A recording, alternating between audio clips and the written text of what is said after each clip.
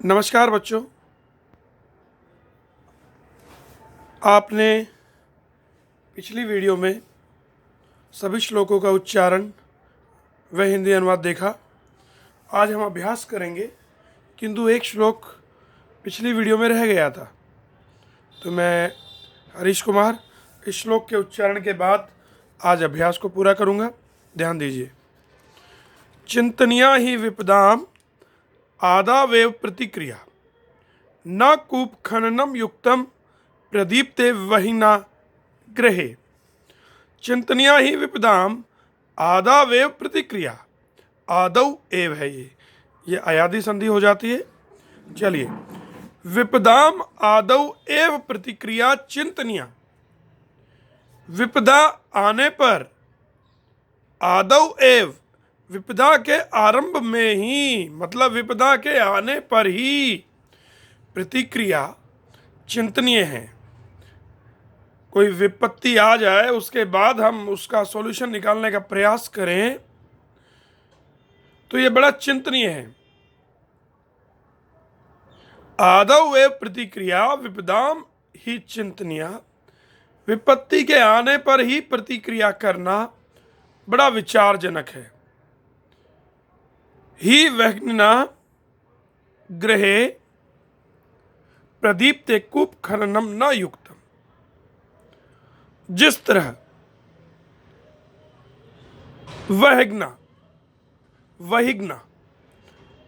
अग्नि के गृहे प्रदीप्ते घर में जलने पर, अग्नि के घर में जलने पर अर्थात घर में आग लगने पर कूप खननम न युक्त, कुआं खोदना उचित नहीं होता। अर्थात उस समय अगर हम कुआं खोदकर पानी लेकर उसे बुझाने के विचार में रहेंगे तो ये बड़ा चिंताजनक है। इसी तरह के प्रयासों की यहाँ बात की गई है कि विपत्ति के आने पर ही प्रतिक्रिया करना कि चलो अब कुछ सॉल्यूशन निकालेंगे, धीरे धीरे निकल जाएगा, ये बड़ा चिंतनीय है। जिस तरह अग्नि के घर में जलने पर कुआं खोदना किसी तरह भी उचित नहीं होता, न युक्त, ठीक नहीं होता। अब आरंभ करते हैं इसका अभ्यास। देखिए, प्रश्न 2, प्रश्न 1 तो उच्चारण है, प्रश्न 2 पे आते हैं। श्लोकांशेषु रिक्त स्थानानि पूरयत, श्लोकों के अंशों में रिक्त स्थान भरें। समुद्रम आसाद्य भवन्ति अपेया, समुद्रम आसाद्य भवन्ति अपेया, समुद्र में जाकर अपेय हो जाती है। डैश वच मधु सूक्त रसम सृजन्ति, डैश वच मधु सूक्त रसम सृजन्ति। श्रुत्वा वच, वचन सुनकर मधु सूक्त रसम सृजन्ति, मीठे वचन ही पैदा करते हैं। नेक्स्ट, तद्भागधेयम, तद्भागधेयम डैश पशुनाम परम पशुनाम, यह पशुओं का परम सौभाग्य है। विद्या फलम डैश कृपणस्य सौख्यम, विद्या फलम व्यसनिना, ये श्लोक का एक टुकड़ा है, एक अंश है। विद्या फल व्यसनिना, व्यसनी का विद्याफल और कंजूस का सुख। नेक्स्ट, पौरुषम विहाय य डैश अवलंबते, दैवम एव अवलंबते, दैवम एव अवलंबते। नेक्स्ट, चिंतनिया ही विपदाम आदौ एव प्रतिक्रिया, आदावेव, देखिए इसको ऐसे भी लिखते हैं आदौ, क्योंकि ये अयादि संधि है बच्चों, औ को आव हो जाता है, आदौ एव। नेक्स्ट प्रश्न की ओर बढ़ते हैं।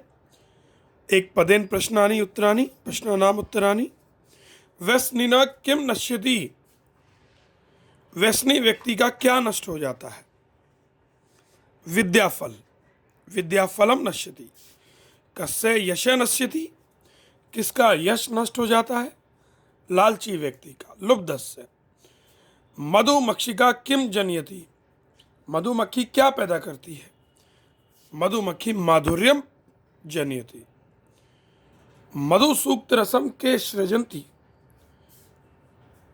मीठे वचन कौन पैदा करते हैं? संतः, संतः सृजंती। नेक्स्ट, अर्थिन केभ्य विमुखा न यान्ति, याचक जो है वो कहाँ से विमुख नहीं जाते हैं? वृक्षेभ्य। नेक्स्ट, फोर्थ क्वेश्चन देखिए, अधोलिखित तद्भव शब्दानां कृते पाठात् चित्वा संस्कृत पदानि लिखत।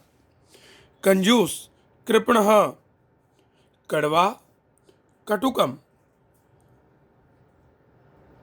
पूछ, पुंछ, लोभी, लुब्ध, मधुमक्खी, मधुमक्षिका और तिनका, तृणम, तृणम, तिनका, तृणम। अब अंतिम प्रश्न की ओर बढ़ते हैं। इस पेज के अंतिम प्रश्न की ओर। प्रश्न 5, अधोलिखितेषु वाक्येषु कर्तृपदम क्रियापदम च चित्वा लिखत। इन वाक्यों में कर्ता पद और क्रियापद छांटना है बच्चों। निर्गुणम प्राप्य, एक प्रैक्टिस के लिए देखिए, संता मधु सूक्त रसम सृजंती, संता कर्ता पद है और मधु सूक्त रसम सृजंती, सृजंती क्रियापद है। निर्गुणम प्राप्य भवंती दोषा, यहाँ दोषा जो है वो कर्ता पद है और भवंती क्रियापद है। गुणज्ञेषु गुणा भवंती, गुणी व्यक्तियों में गुण होते हैं, यहाँ गुणा कर्ता पद है क्योंकि गुणज्ञेषु सप्तमी विभक्ति है, अधिकरण कारक है, और भवंती क्रियापद है। मधुमक्षिका माधुर्यम जनयेत, यहाँ मधुमक्षिका कर्ता पद है और जनयेत पैदा करे, ये क्रियापद है। पिशूनस्य मैत्री, मैत्री जो शब्द है वो कर्ता पद है और नाश्यति क्रियापद है। नद्य समुद्रम आसाद्य अपेया भवंती, नद्य कर्ता पद है और भवंती क्रियापद है। सभी को समझ आ रहा होगा। अगला बढ़ते हैं प्रश्न 6 पर। प्रश्न निर्माण, इसके लिए मैंने आपको पहले भी बताया है कि प्रश्न निर्माण के लिए आपको किम का पुल्लिंग, स्त्रीलिंग और नपुंसकलिंग अच्छे से आना चाहिए। देखिए, क कऊ के, कम कऊ कान, केन काभ्याम कई, कस्मै काभ्याम के भय, कस्मात् काभ्याम के भय, कस्य कयो के शाम, कस्मिन कयो केशु। ये पुल्लिंग है और स्त्रीलिंग ऐसे चलेगा, का के का, काम के का, कया काभ्याम का भी, कस्यै काभ्याम का भय, कस्या काभ्याम का भय, कस्या कयो का साम, कस्याम कयो कासु। और नपुंसकलिंग में ज़्यादा फर्क नहीं होता है, किम के कानी, किम के कानी, उसके बाद सेम रहता है। आगे बढ़ते हैं। गुणा गुणज्ञेषु गुणा भवंती, इसमें गुणा है के गुणज्ञेषु गुणा भवंती। सेकंड देखिए, नद्य, नदियाँ मीठे जल की होती हैं, कौन, का के का, नद्या, नद्य का। लुप्तस्य, कस्य। मधुमक्षिका माधुर्यम जनयति, मधुमक्खी मीठा पैदा करती है, का, कौन मीठा पैदा करती है, का माधुर्यमेव जनयति। तस्य मूर्धनि तिष्ठन्ति वायसा, उसके सिर पर कौए बैठते हैं। मूर्धनि कहाँ, हम यहाँ कुत्र भी लगा सकते हैं और सप्तमी विभक्ति कस्मिन भी लगा सकते हैं। यह अवयव का प्रयोग भी किया जा सकता है बच्चों। अंतिम प्रश्न की ओर अलग कीजिए उदाहरण के अनुसार। समुद्रम आसाद्य, समुद्रम जमा आसाद्य, माधुर्यम जमा एव, अल्पम जमा एव अल्पमेव, सर्वम जमा एव सर्वमेव, देवम जमा एव देवमेव, महात्मनाम जमा उक्ति, महात्मानाम उक्ति, विपदाम आदौ जमा एव विपदाम आदावेव। आशा है आपको समझ में आया होगा। इसी तरह मैं आगे भी भविष्य में आपके अगले पाठों का भी संस्कृत उच्चारण, हिंदी अनुवाद व अभ्यास लाता रहूँगा।